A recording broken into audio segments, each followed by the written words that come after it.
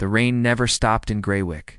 It was a coastal town swallowed by cliffs and mist, perpetually shrouded in gray skies and lashed by winds that echoed with the lonely cry of gulls. The villagers of Graywick were a weathered lot, stooped and hollow-eyed under the ceaseless onslaught of sky and sea. Their faces, like driftwood, were worn smooth by the relentless waves of time. For them, rain was more than mere precipitation. It was a tormentor, a reminder, a curse. They whispered that the sea itself had cursed the village, dragging families into despair one by one, leaving behind only silence and the mournful cry of the wind. It began subtly enough, just a shift in the tides, a storm that lingered too long, a fog that blanketed the town in an unnatural chill. But then the whispers started, weaving tales of the sea's wrath, of ships lost and souls taken, of homes devoured and hearts left empty. Fear, like a weed, took root and grew, twisting the minds of men and turning neighbor against neighbor. Some blamed the newcomers, outsiders who dared to seek shelter within their mist-choked town. They blamed the fishermen, who ventured too far into the churning depths, or the sailors who tempted fate by charting unknown waters. And then they blamed each other, fingers pointed in the darkness, accusing eyes searching for the source of the curse. Yet the truth lay hidden beneath the waves, silent and inexorable, waiting to be unearthed. But there was one place where the whispers were loudest, the widow's house. It stood at the edge of town.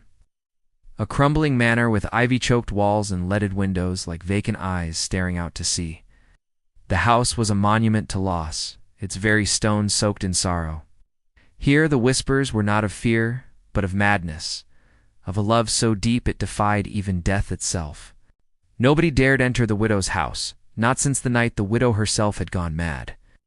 They said she wandered those halls still, a specter in flowing black gown, forever searching for the one she loved, lost to the sea's cruel embrace.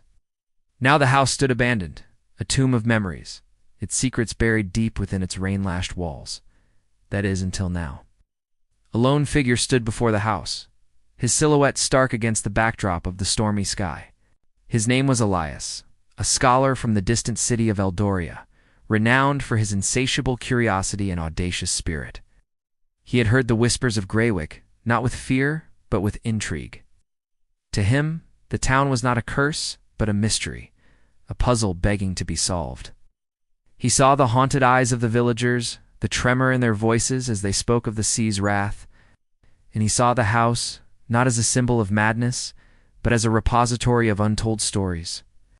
While others fled Graywick, Elias stepped closer, drawn by an invisible thread that wove the town's fate to his own. He knocked on the door, a sound that echoed in the oppressive silence, and waited. No one answered. So he turned the rusted handle and stepped inside. The air within was stagnant, heavy with the scent of decay and the echo of forgotten lives. Dust motes danced in the slivers of light that pierced the gloom, illuminating rooms frozen in time. There were portraits on the walls, faded images of smiling faces, their eyes vacant sockets staring into the abyss. He saw a nursery with a rocking horse frozen mid-gallop and a child, its doll lying on the floor as if abandoned in a hurried game. In the drawing room, a piano stood silent, its keys yellowed and untouched.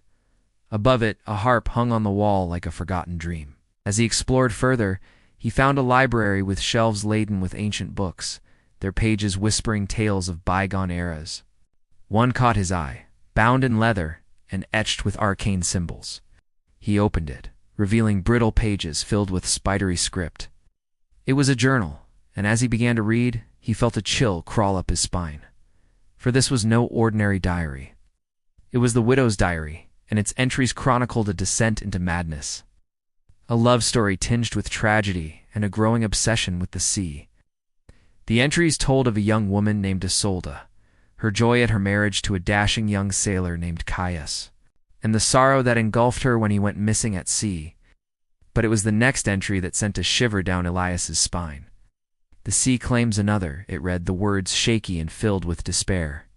"They say the sea is a heartless thing, taking what it wants and giving nothing back. Today it took my Caius. Will it take me next? I feel the pull of the water, the siren's call echoing in my soul. Oh sea, why do you mock me so? Isolda's diary became Ilias's obsession. He pored over its pages, piecing together the fragments of her tormented soul. He learned of her growing madness, her belief that the sea itself was reaching out for her, that it whispered to her in the night, calling her beloved Caius back into its watery grave.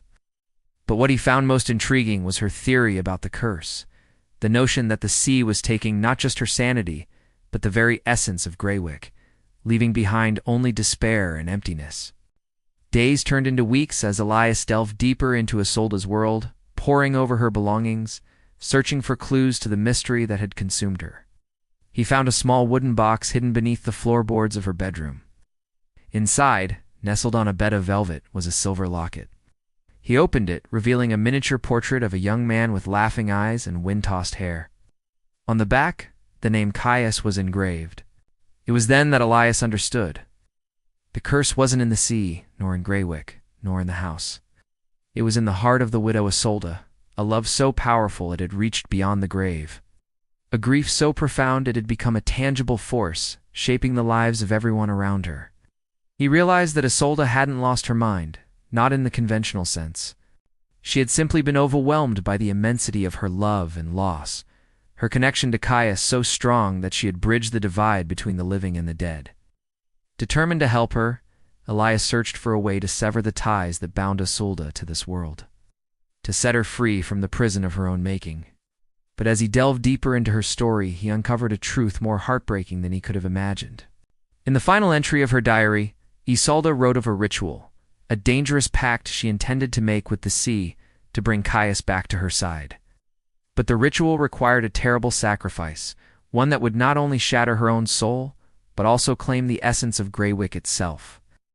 And as Elias read these words, the pieces of the puzzle fell into place.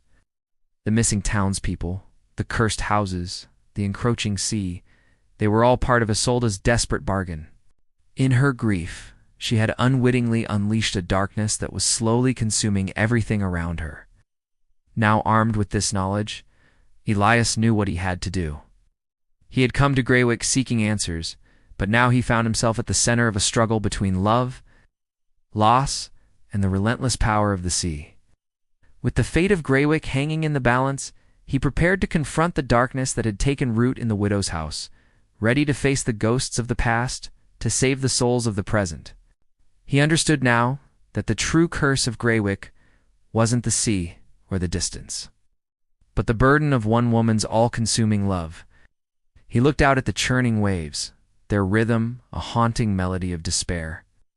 Graywick was drowning in its own sorrow, and it was up to him to pull it back from the brink. His journey had begun with curiosity, but now it was becoming a fight for survival.